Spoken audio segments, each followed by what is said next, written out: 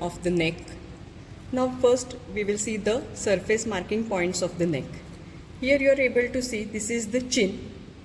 Then just below the chin 6 centimeter, here you will be able to see the hyoid bone. Here this is the position of the hyoid bone. This is at the level of C4 vertebrae. The hyoid bone has the body of the hyoid bone and its upper end goes upwards and it is called as the greater cornu. The upper end is covered by the sternocleidomastoid muscle. Then after this hyoid bone, here you are able to see the thyroid cartilage. The thyroid cartilage's anterior border has an eminence. It is also called as laryngeal eminence. Just below this thyroid cartilage, here at this level, this is the cricoid cartilage. The cricoid cartilage is at the 6-6 level. Now the thyroid cartilage, on the thyroid cartilage lateral side, here this is the position of the thyroid gland. It will have two lobes, that is the right lobe and left lobe. These two lobes will unite with each other at the isthmus. Now just below the cricoid cartilage, inferiorly, there is the trachea. This is the sternal notch, jugular notch. In this you can palpate the tracheal rings. Now these are the surface marking of the neck. Now we will see the divisions of the neck.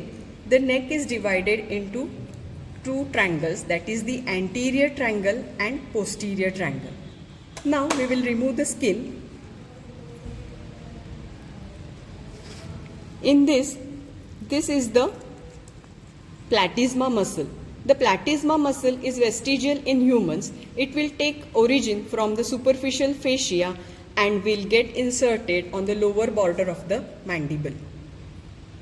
Now the neck, for the study purpose, it is divided into two triangles, that is the anterior triangle and the posterior triangle. The anterior triangle, these are the two sternocleidomastoid muscle. The anterior triangle will be like this. Its apex is pointing towards the jugular notch and the base is formed by the body of the mandible. Now when we will see one side of the neck, you will see this is the anterior triangle. The anterior triangle will have the border. This is the midline border which will extend from the chin and will go into the jugular notch. Then this is the lateral border which is formed by the medial border of the sternocleidomastoid, and the base is formed by the body of the mandible. Now the anterior triangle is again further divided into four triangles. This is the submental triangle, then this is the submandibular triangle, then this is the carotid triangle, and the fourth is the muscular triangle. For the study purpose, the posterior triangle is also divided into two parts. This is the omohyoid superior belly. Here is the superior and this is the inferior belly. The inferior belly of the omohyoid muscle divides the posterior triangle into two parts. This triangle is lying just above the clavicle, so this is the supraclavicular triangle.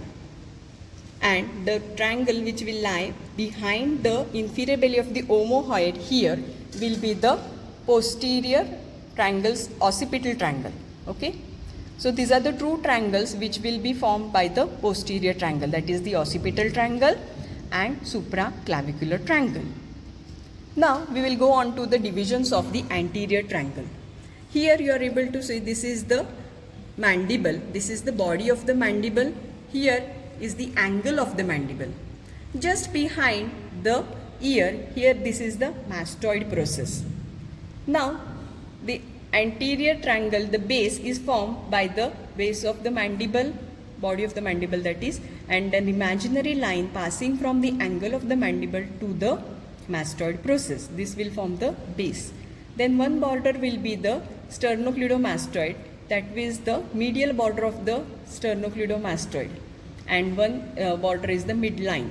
So this is the anterior triangle. Now the submental triangle, first triangle, this triangle lies just below the chin. So it is called as the submental triangle. Now the apex of the submental triangle is directed anteriorly. Now there is the these two are the mylohyoid muscles.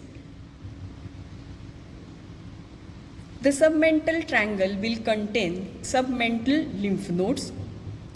The submental lymph nodes will drain lymph from the tip of the tongue.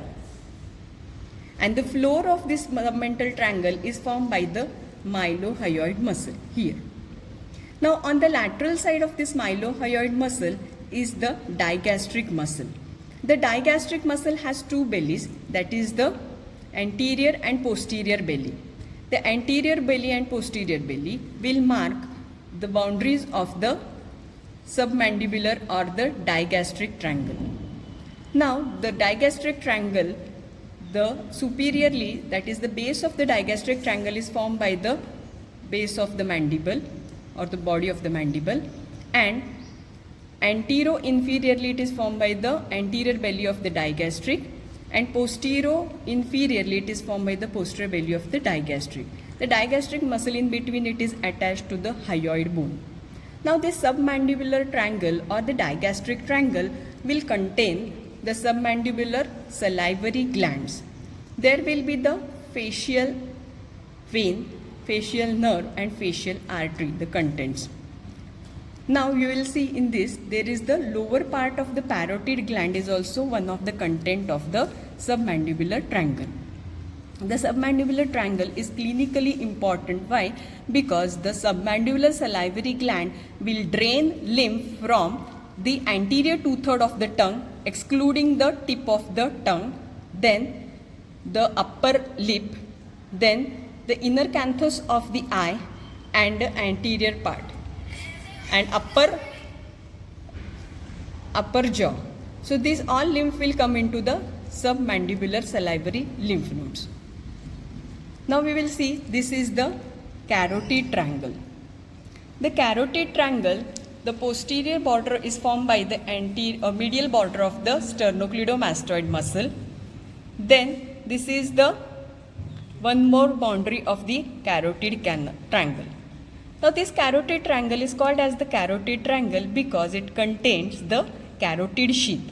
Inside this carotid sheath you are able to see, this is the internal jugular vein, then this is the vagus nerve, and this is the common carotid artery. Now common carotid artery will bifurcate into external carotid artery and internal carotid artery. The external carotid artery will give 8 branches which will supply the structures present in the neck region. The 8 branches are anteriorly, they will give the facial artery, then the lingual artery and superior thyroid artery that will supply the thyroid gland.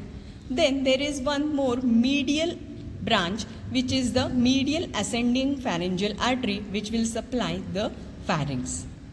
Then on the posterior side, the external carotid artery gives 2 branches, that is the occipital artery and the posterior auricular branch. Then the artery continues and comes above and gives 2 terminal branches, that is the superficial temporal artery and the maxillary artery. So this external carotid artery will supply the structures of the neck and the face. The internal carotid artery goes inside the skull through the carotid canal and supplies the brain. The vagus nerve is also one of the content of the carotid sheath. At the bifurcation of the external carotid and the internal carotid arteries, there is the carotid body. In this, there is the chemoreceptors and baroreceptors which will control the percentage of oxygen and carbon dioxide which will go and supply the brain. That is, they will control the percentage levels of the gases, and the internal carotid is going to supply the skull, brain and the meninges. Now there is also baroreceptors which will control the pressure. Now we will see one more, that is the muscular triangle. The muscular triangle is present anteriorly in the midline. It is called as muscular triangle because there are 4 muscles in this. These muscles are all muscles which are infrahyoid muscles. They are present below the hyoid bone. Now these muscles are, first here you are able to see, this is the sternohyoid muscle. It will come from the manubrium and go into the hyoid bone. Then here this is the thyroid hyoid muscle, this part. This is the thyroid cartilage, so this is thyrohyoid muscle, and here is the sternothyroid muscle, and there is the omohyoid, inferior belly of the omohyoid. So these all muscles will form the muscular triangle. Now what they will, that is the superior belly of the omohyoid muscle will also come in this muscular triangle. The muscular triangle will lie anteriorly. Just here above the jugular notch, here is the position of the trachea. Tracheostomy is done here at this level. So now we will focus on to the posterior triangle. The posterior triangle is bounded anteriorly by the posterior boundary of the sternocleidomastoid, inferiorly by the middle part of the clavicle, and anterior border of the trapezius. It is divided into two parts by the inferior belly of the omohyoid, that is the supraclavicular triangle and the occipital triangle. The occipital triangle will have two branches, that is the arteries, that is the posterior auricular artery and the occipital artery. They are the branches of the external carotid artery. Then there are the muscles which will come from the capitis, that is the skull, to the neck muscles. Now on the supra and one more, there is the accessory spinal nerve which will supply the sternocleidomastoid and the trapezius muscle. The supraclavicular triangle will have branches of the brachial plexus, that is three trunks of the brachial plexus. Then there will be the external jugular vein. So this was all about the triangles of the neck. Thank you.